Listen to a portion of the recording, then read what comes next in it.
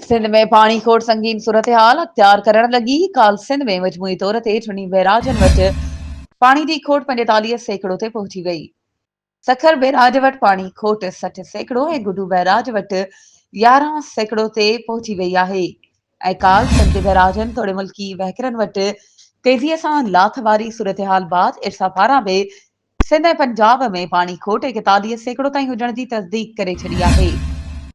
सिंध जे टिनी बैराजनि वटि बलूचिस्तान जे पाणी समेत एलोकेशन 39,230 क्यूसिक आहे, पर पाणी फ़राहमी 45 सैकड़ो घटि आहे।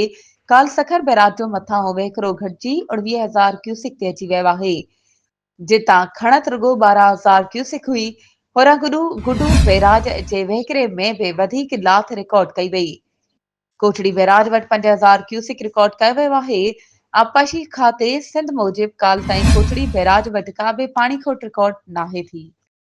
वधीक ख़बरुनि ऐं अपडेट्स जे लाइ असांजे चैनल खे सब्सक्राइब कयो ऐं हा, बेल आइकन खे प्रेस करणु न विसारिजो त जीअं असांजी हर नई अचण वारी वीडियो तव्हां ताईं पहुची